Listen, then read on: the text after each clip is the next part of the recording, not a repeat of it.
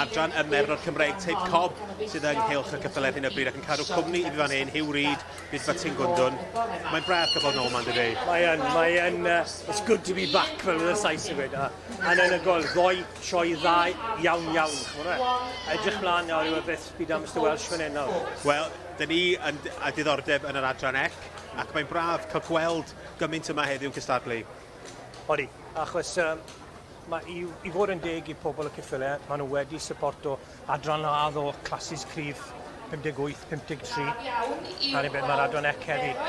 A fel a gas ni i weid, dwi heb bod yn lot o sioe, so fi'n edrych mlaen i weld beth sy'n yma. Wel, mae yna dipyn yma yn cystadlu. Bod yna llai nag sydd yn yr catalog, Cymreig Saith wedi cyfrestru cystadlu. Ond which is the filly or gelding foal class. Dim gymaint o hynny yma yn gystadlu 9 sydd yn y cylch ar hyn o bryd, ond falle mae yna dal am cyfle i rai ymuno'r dosbarth. Odi, ond o'r 9 mae doi'n grabon ligad i straight away. A neis fel beirniad, cael clas cryf gynta i ti dechrau lein lan, a mae un neu ddoi mewn chance dyn nhw i gael so mae'n gweld nawr beth hapus John i bigo gynta. Wrth gwrs y beirniad yn yr adran yma, Mr John Welsh, Brydfa Niwga. John yn rhedeg dafarn y gwesty'r ship yn Nolgelle. Wrth gwrs mae'n ceinion yn reiddiol, ond wedi symud i Gymru i gadw'r cyffyle ac mae yna criw reit da nhw wedi dod lawr a mae'n ceinion i fyw efo John ac cymeriadau llwyr. Wedi bod yn... Dyw John ddim yn magu lot, ond mae'n trio safon, quality not quantity. A na beth i'n trio gweithio Lisa fan hyn, ddylen ni cadw llai o cyffyle. Ond mae fe fel cyffur yn dweud. Unwaith mae'r cyffur yn dala chi, mae fe na.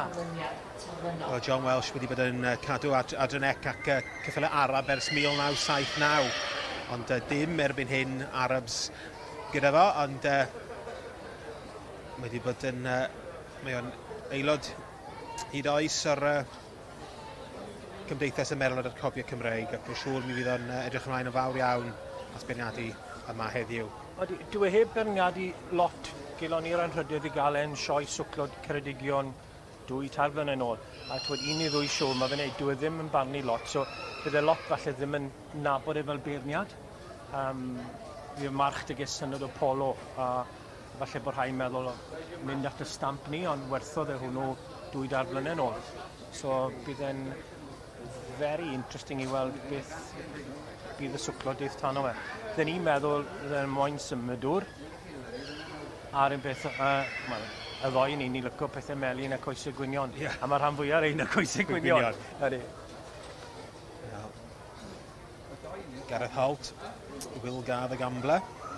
Wrth y Marc Coedion o Wain Glyndŵr ac allan o Wilgar Alice's Charm.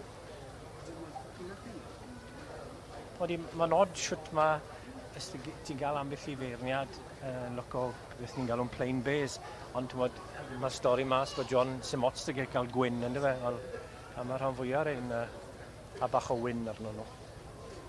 1-3 Pantelerod Simply Red, y march brohedydd Golden Joey ac allan o Bolgoed i'w lyca up. Pantero wedi cael ei magu'n Abereiron fyna, dim yn bell iawn o Sir Ceredigion. Dyma'r ebolion yn yr adran ec, y Merlod Cymreig Teip Cob, a beirniad John Welsh sydd ar fraint o ddefnyddio'r adran yma eleni yn y ffair eiaf. A dyn ni'n edrych mlaen i ddilyn yr holl gystadlu.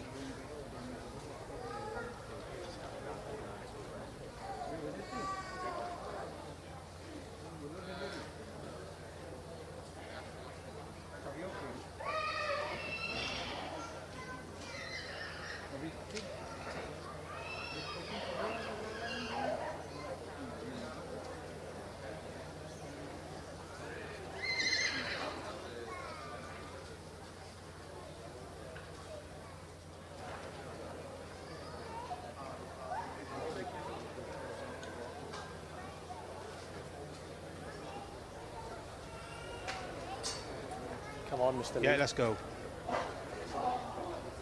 Yn yr adran ec dosbarth i ebolion, mae'r beirniad John Welsh wedi gofyn i'r ebolion cael cerdded allan unwaith eto ac yn gwylio'r dosbarthiadau yn yr adran ec efo fi, mae Hugh Reid brydfa Tynggwndwn. A Hugh, oedden ni'n amau falle fysa fo'n anfon rhai allan ryw newid i drefn i rhai o'n nhw. Odi, ond fi'n credu lle ti a fi beirniadu dyn gili fel par. Yn iawn, dweud, sa'n gweld yn newid lot yn uchel, ond byddwn ni yn newid un neu ddoi rai ar gwylod y lein fyna, ond dydd John, a John gallu gweld ni bach yn bellach o'r ring, ni ffili gweld falle asgwrn mor agos, falle neu bod... Mae'n siŵr, ydy'r pedwrydd yn... Wel, mae'r cyntaf a'r ail wedi cael ei galw fewn i'r un safleoedd, sef Popsters Duke of Gloucester a Teddy Romeo. Ond... Yn un di arall yn dylan. Yr un wedd yn chweched. Tydeg Captain Francisco. Wedi dod fyny o... O weched, i drydydd.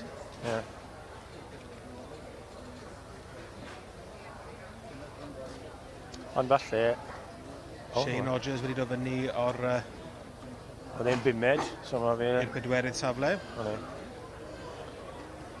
O, di mae... Trydydd y pedwrydd nôl yn bimed y weched wedyn. Gareth Holt a Ceffil Panter y Rod wedi... Richard Pittman sydd yn sefyll ar ben y llinell yma gyda'r Ebol Popsters Duke of Gloucester.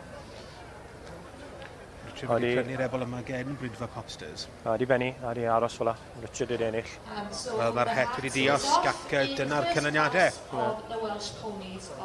Ebol neis, da ni gweld sut mae hwn yn troi mas fel yn Ebol 2 a 3 yn meddwl e. So, huge congratulations to the winner of this class, exhibit number 1047.